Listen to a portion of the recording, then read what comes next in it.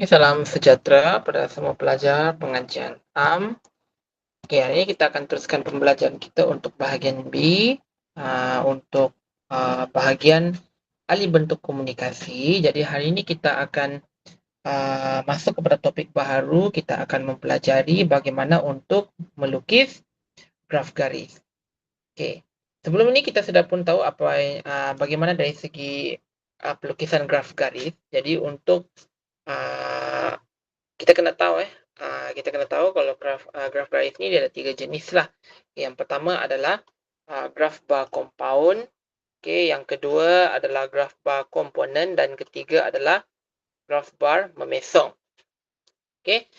Konsepnya sama sahaja seperti mana pada graf bar, di mana graf bar juga dia ada 3 jenis, iaitu yang pertama graf bar compound, graf bar komponen dengan graf bar memesong. Cuma yang berbeza di sini adalah dari segi kata kuncinya. Kata kuncinya tersebut. Okey. Jadi untuk hari ini kita akan pergi kepada graf garis yang pertama, iaitu graf garis compound. Okey. Untuk menjawab soalan graf garis compound ini, okey, dia ada beberapa ciri-ciri dan juga kata kunci yang perlu kita kena tahu di sinilah. Sebab kata kunci terutamanya di sini akan dimasukkan ke dalam soalan. Okey, dia akan masuk dalam soalan dan diminta kita untuk mengenal pasti antara kedua-duanya. Jadi, untuk setiap jenis graf garis di sini, dia sudah ada penetapan kata-kata kunci di sini yang perlu kita kena tahu. Jadi, hari ini kita akan fokus kepada graf garis compound sahaja. Baik, untuk graf garis compound di sini, okey, sama juga seperti graf bar compound. Graf garis compound ini datanya dia mesti adalah lebih 3 tahun. Okey. Sekurang-kurangnya 3 tahun baru dia boleh dibentukkan. Kita jadikan dia sebagai graf garis compound. Antara kata kunci di sini yang diletakkan dalam soalan, dalam petikan tersebut, yang pertama adalah pola. Pertama adalah pola, kedua adalah aliran, ketiga trend, keempat perkembangan, kelima turun naik, keenam perubahan, pasang surut, indeks, dan juga prestasi. Okey, selalunya kalau dalam graf garis compound ni, biasanya kata kunci yang digunakan, yang biasa kita yang selalu dikenal pasti, yang pertama adalah turun naik. Okey, satu-satunya kata kunci yang digunakan untuk kita mengenal pasti dan kita lukis graf garis compound adalah turun naik, trend, dan juga aliran. Selalunya tiga kata kunci ini selalu digunakan. Jadi bila kita kena pasti ketika tiga kata kunci di sini, okey, satu lagi di sini adalah perubahan. Okey, so itulah maksud dia. Kita dalam petikan tu dia minta kita untuk melukis graf garis compound. Baik. Untuk cara mentafsir soalan di sini dia sudah diberikan panduan. Okey, kita mulakan untuk hari ini kita fokus kepada graf garis compound sajalah. Okey. Contoh soalan di sini, berdasarkan maklumat yang diberikan dalam petikan di bawah, sediakan graf yang sesuai untuk menunjukkan aliran indeks pengeluaran sektor perindustrian dari tahun 2005 hingga 2008. Baik. Perkara pertama di sini ialah kita kena pastikan perkataan ini yang saya bulatkan di sini, dia mesti graf, bukan carta. Okey. Untuk graf di sini selalunya kita akan fikir antara dua, sama ada kita kena lukis graf bar compound atau graf bar compound ataupun graf garis compound. Ya. So, kita kena berhati-hati terhadap penggunaan kata kunci yang biasanya kita dapati selepas perkataan menunjukkan. Selepas perkataan menunjukkan, dia akan berikan kata kunci. Jadi kita kena ingat kata kunci yang sudah ditunjukkan sebentar tadilah. Jadi biasanya untuk kalau graf garis compound, okey, dia akan nyatakan perkataan aliran. Dia akan nyatakan perkataan aliran. Okey. Jadi selain daripada perkataan aliran, kita tengok juga ada juga kata kunci yang lain-lain yang digunakan. Oke, terutamanya selalu digunakan adalah tren, turun naik, dan juga perubahan. Baik. Jadi kita terus pergi kepada contoh soalan. Baik. Contoh soalan di sini. Oke, graf garis compound. Baik, kita tengok soalan dia. Berdasarkan maklumat yang diberikan dalam petikan di bawah ini, sediakan graf yang sesuai menunjukkan aliran indeks pengeluaran sektor perindustrian dari tahun 2005 hingga 2009. So, kata kunci aliran di sini sudah jelas bahwa kita diminta untuk melukis graf garis compound. Oke, jadi kita seperti biasa kita mulakan pengiraan kita sekarang. Jadi kita mulakan satu demi satu perenggan yang dinyatakan dalam petikan tersebut. Prospek ekonomi yang baik melalui petunjuk indeks tertentu penting untuk memperlihatkan pertumbuhan pembangunan sosioekonomi negara. Dalam pengeluaran perindustrian, indeks juga merupakan pengukur penting perkembangan sektor perindustrian. So, kita tidak nampak ada sebarang nombor ataupun sebarang unsur-unsur pengiraan, jadi kita boleh abaikanlah di perenggan yang pertama. Sebab ini adalah pengenalan untuk kita mengetahuilah apa tajuk yang kita ingin tuliskan dalam jadual tersebut. Okey, jadi jangan lupa gariskan soalan. Tajuk dia, indeks pengeluaran sektor perindustrian dari tahun 2005 hingga tahun 2009. Kita pergi ke perenggan kedua. Dari tahun 2005 hingga tahun 2009, keseluruhan indeks pengeluaran daging telah meningkat secara berterusan. Baik. So, di sini indeks pertama yang dikenal pasti pada perenggan kedua di sini adalah indeks pengeluaran daging. Okey. So, dalam soalan di sini dia minta kita untuk mengenal pasti indeks pengeluaran sektor perindustrian. Jadi dia ada dipecahkan kepada indeks-indeks pengeluaran tersebut. Di perenggan kedua, indeks pertama yang kita kenal pasti di sini adalah indeks pengeluaran daging. Baik. Keseluruhan indeks pengeluaran daging pada tahun 2005 hingga tahun 2009 telah meningkat secara berterusan. Jadi dalam pengiraan kita tu pastikan, mesti menunjukkan peningkatan secara berterusan daripada tahun 2005 hingga 2009. Daripada indeks asas 100 mata pada tahun 2005, indeks pengeluaran daging meningkat kepada 105.8 mata pada tahun 2006.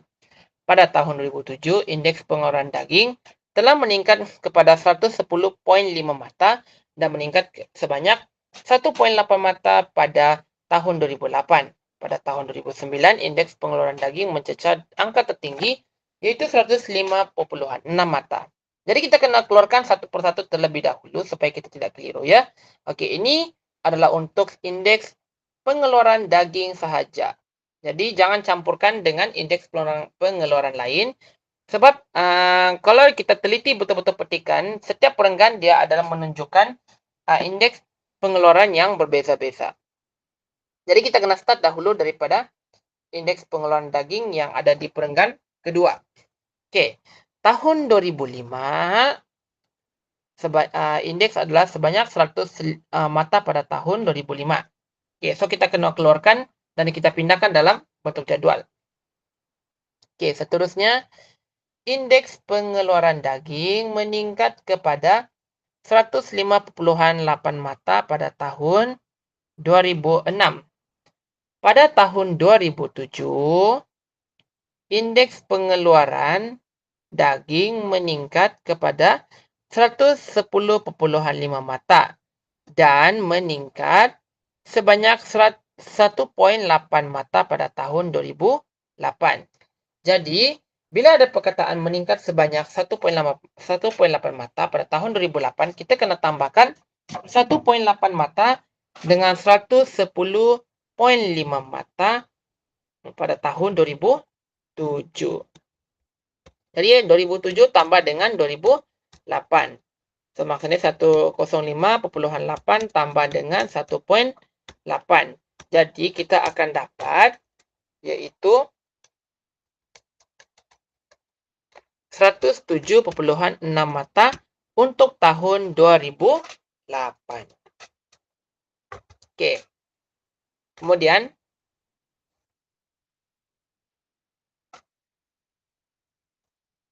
sorry. 110,5 tambah dengan 1,8. Jadi, kita akan dapat 112,3 mata. Itu untuk 2008. So, 2008 yaitu 112,3. Pada tahun 2009, indeks pengeluaran daging mencecah angka tertinggi yaitu 115,6 mata. Baik. Jadi kita sudah selesai untuk pengiraan di perenggan kedua. Jadi kita tengok dalam jadual yang sudah disediakan di sini. Indeks pengeluaran daging. Baik. So, ini adalah jadwal yang kita kena buat terlebih dahulu. Indeks pengeluaran daging kita mesti dahulukan. Oke. Jadi kita jadi satu persatu kita letakkan mengikut tahun yang sudah dinyatakan. So, di sini dia bermula dengan 100, sudah ada 105,8 pada tahun 2006.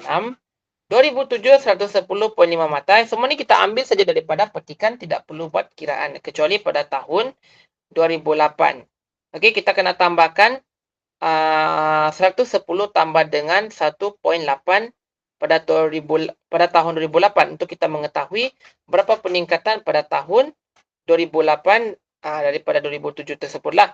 Kemudian 105,6 mata kita ambil saja daripada petikan untuk tahun 2009. Jadi kita sudah selesai untuk indeks pengeluaran daging. Seterusnya kita pergi kepada perenggan ketiga. Okey, kita kena pasti apa indeks pengeluaran yang kita ingin ketahui. Okey. Di perenggan yang ketiga tersebut,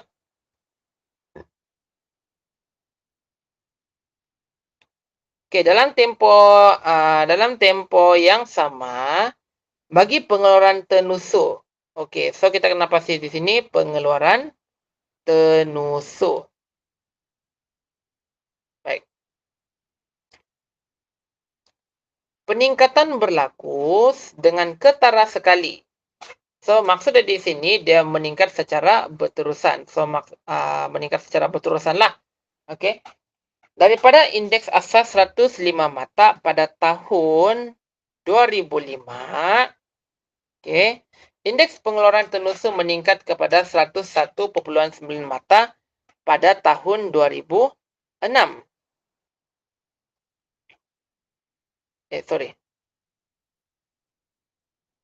Okey. Meningkat daripada 100 mata pada tahun 2005 meningkat kepada 101,9 pada tahun 2006. Meningkat lagi sehingga mencecah 115,8 mata pada tahun 2007. Okey.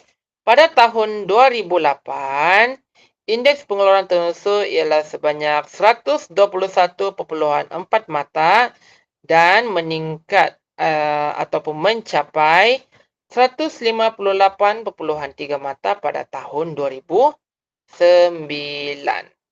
Okey.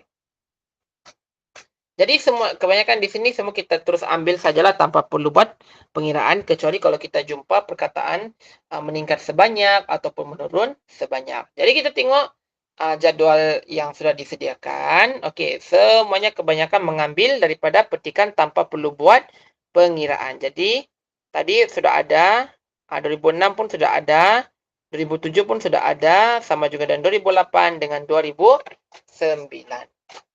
Okey. Okey, kita pergi kepada indeks pengeluaran yang seterusnya. Okey, kita sekarang masuk di perenggan keempat. Baik. Industri bijirin pula. So, industri yang ketiga ialah industri bijirin. Okey. Daripada indeks 100 mata pada tahun 2005, telah meningkat kepada 110.5 pada tahun 2006. Dia terus meningkat, tidak lagi dia perlukan pengiraan. Indeks industri bijirin terus meningkat lagi kepada 120.2 mata pada tahun 2007. Terus meningkat lagi kepada 120.2 mata pada tahun 2007. Permintaan yang tinggi terhadap hasil bijirin menyebabkan indeks pengeluaran bijirin terus meningkat sebanyak 5.6 mata pada tahun 2008. Dia meningkat sebanyak 5.6 mata pada tahun 2008 daripada tahun 2007, iaitu 120.2 mata. So, maksudnya di sini ialah kita kena kirakan nilai 2007 dengan nilai 2008. Nilai 2007 ialah 120.2 mata. Tambah dengan 5.6 mata untuk kita dapatkan nilai sebenar bagi tahun 2008. Jadi, bila kita tambahkan 120 tambah 2 tambah 5.6, kita dapat 125.8. Jadi, itu adalah nilai mata untuk industri bijirin pada tahun 2008. Pada tahun 2009, industri bijirin telah meningkat lagi, iaitu mencecah angka 135.8 mata. Jadi kita tengok dalam jadual yang sudah disediakan. Sediakan kolom untuk indeks bijirin. Di tahun 2005 sudah ada, jadi kita terus ambil daripada petikan. 2006 ada, 2007 pun ada, 2008 telah dikirakanlah, iaitu ditambah daripada tahun 2007 sebelumnya. So, semua jawapan ni betul lah. Dan 2009 sama juga kita ambil saja nilai terus. Kita ambil dan kita letakkan dalam jadual yang sudah kita binakan itu. Baik. Seterusnya kita pergi kepada indeks pengeluaran seterusnya untuk di perenggan yang kelima.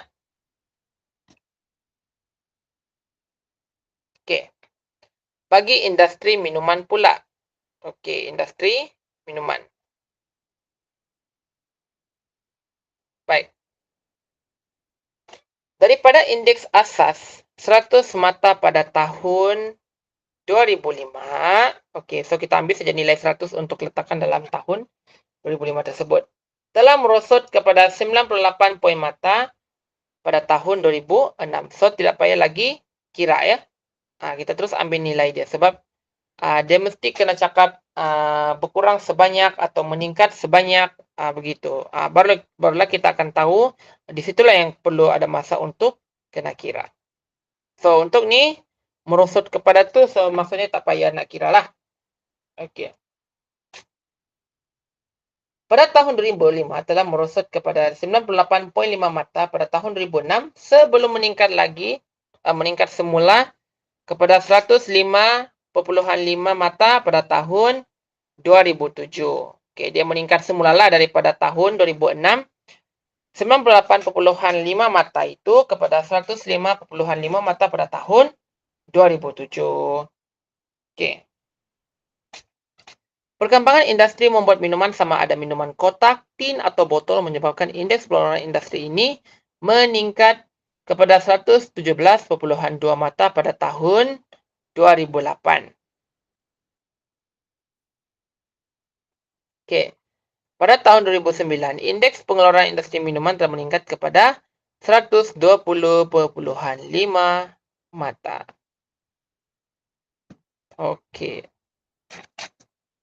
Baik. So, daripada ayat pertama tadi, tidak perlu ada masukan pengiraan lah.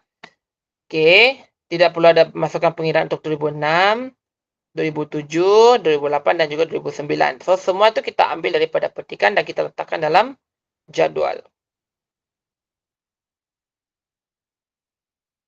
So, 2005 itu sudah ada, 2006 pun sudah ada, 2007 pun sudah ada, 2008 pun telah ada, dan juga 2009. Sekarang kita pergi kepada indeks pengeluaran yang terakhir di perenggan akhir. Baik. Cukai rokok dan tembakau yang tinggi menyebabkan indeks pengeluaran industri tembakau menurun. Okey, so di sini kita kena pasti indeks pengeluaran tembakau. Indeks pengeluaran tembakau. Baik. Menurun kepada 95.7 pada tahun 2006. So, maksudnya di sini, pada tahun 2005 tu dia ada nyatakan jugalah. Okey, yaitu 100 mata. Contohnya di sini, indeks pengeluaran industri tembakau menurun kepada 95.7 mata pada tahun 2006 berbanding dengan indeks asas 100 mata pada tahun 2005. Okey. Pada tahun 2007, okey, pada tahun 2007, indeks pengeluaran industri tembakau meningkat semula dan mencapai 99.0 mata sebelum turun semula sebanyak 5.5 mata pada tahun 2008. Okey. Penurunan terus berlaku kepada indeks industri tembakau pada tahun 2009 dan turun lagi sebanyak 6.0 mata dengan berbanding dengan tahun 2008. Baik. Jadi kita teliti ayatnya satu persatu. Okey, yang pertama tadi dia bagi tahu menurun kepada 95.7 pada tahun 2006 berbanding 100 mata pada tahun 2005. So kita tengok dalam jadual di sini. Okey. So ada penurunan lah untuk 2006 dibandingkan daripada tahun 2005 bermula daripada 100 mata. Okey. 2007 meningkat semula dan mencapai 99.0 mata. Okey, so sudah ada di sini, tidak perlu lagi hendak kira. Okey, apa lagi? Okey. Sebelum menurun semula kepada 5.5 mata pada tahun 2008. Baik. So di sini kita kena tolak, okey, 5.5 mata dengan 99.0 mata. So apa yang kita akan dapat? Okey, kita akan dapat 93.5 mata. So ini sudah dikiralah. Okey, daripada kita ambil daripada nilai 2008, kita tolak dengan nilai 2007. So sudahlah dapat 93.5. Okey, dan akhir sekali, okey, penurunan terus berlaku kepada indeks industri tembakau. Okey, iaitu menurun sebanyak 6.0 mata berbanding dengan tahun 2008. So kita kena tolak nilai 2008 tolak dengan nilai 2009. Okey, so 2008 tu adalah 93.5, jadi kita kena tolak dengan 5.5. So apa kita akan dapat? Okey, sepatutnya okey, 87.5. So betul di sini. Okey. Betul. Okey. So semua sudah kita semua siapkan dengan lengkap. Okey, tidak ada banyak pengiraan yang kita buat sebab soalan ni dia sudah memudahkan untuk apalah, kita nak buat proses pengiraan data begitu. Jadi kita kena lukiskan jadual. Okey, so ingat jadual, untuk jadual di sini dia mesti nama tajuk dia tu dia mesti berada di atas jadual. Okey. Penggunaan label kena betul, unit dia mesti kena ada dan juga nilai yang kita sudah ambil dan kirakan dalam petikan. Dan mesti salin sumber yang diberikan seperti mana yang terdapat dalam soalan inilah. Okey. Jadi ada pertanyaan lagi di situ? Okey, so kita pindah pula macam mana kita hendak buat jadual graf garis compound. Okey.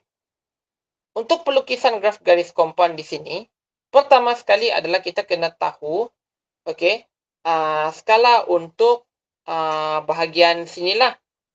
Okey, bahagian paksi Y. Okey, so paksi X ini dia merujuk kepada tahun mengikut daripada jadual. Ya. Okey, jadi macam mana kita nak menentukan skala nilai untuk kita letakkan dalam paksi Y? Oke, jadi kita berdasarkan pada jadwal di sini yang sudah kita buat, kenal pasti mana nilai yang terbesar. Oke, kena pasti mana nilai yang terbesar. Jadi nilai yang terbesar yang kita kena pasti yaitu pada tahun 2009 untuk tenusu 158,3 mata. Oke, nilai yang paling terkecil di sini adalah tembakau 2009, 87,5. Oke. Untuk membina skala, kita akan gunakan sifir 5 dengan sifir 2 lah. Oke, sifir 5 dengan sifir 2. Jadi di sini kita ambil dua nilai yang kita hendak tolak. Oke. Right. Jadi 158. Oke, kita kena tolak 158,3 tolak dengan 87,5. Jadi berapa nilai skala yang kita hendak ambil berdasarkan setelah kita tolak. Oke, 158,3 87,5. So di sini 70,8. Oke. Berdasarkan daripada sifir 2 dengan sifir 5. Oke, macam mana kita hendak mendapatkan nilai? Maksud saya di sini berapa kita kena darab berapa untuk mendapatkan skala yang betul. Dia punya nilai dia lah, dan pastikan apa yang kita sudah tolak ini dia mesti berhampir dengan nilai sifir 2 dengan nilai sifir 3 tersebut. Oke. Jadi untuk ini menggunakan skala daripada sifir 2. Oke. Puluh. Kita kena ikut juga daripada cara penulisan nombor bersama dengan unit dia sekali. Kalau tidak, dia akan tolak markah untuk bentuk lah. Oke. So, untuk meletakkan titik plot, oke, kedudukan dia mesti berada di satu garis mengikut daripada tahun berikut. Macam contohkan, semua satu semata dimula pada tahun 2005. So, kita kena tandakan di sini dan ikut pada skala yang telah ditetapkan. Untuk menentukan skala, 5 peta kecil perlu setiap 5 peta kecil perlu kita kena tandakan ya. Macam contohkan titik kecil sini 1, 2, 3, 4, 5. So, kita kena ambil skala untuk dimasukkan dalam paksi Y. Oke, kalau untuk yang sifir 2 kita boleh gunakan 20, 40, 60, 80, 100 dan sebagainya. Oke. Untuk peletakan plot, setiap garisan dia mesti kena selari dengan paksi X dengan paksi Y. Kalau tidak selari dengan paksi X dengan paksi Y, oke, dia akan dia akan mengelirukanlah di situ dan menyebabkan jawapan akan menjadi salah. So, peletakan plot ini dia mengikut daripada jadual yang sudah telah dibinakan tersebut. Baiklah, Kas.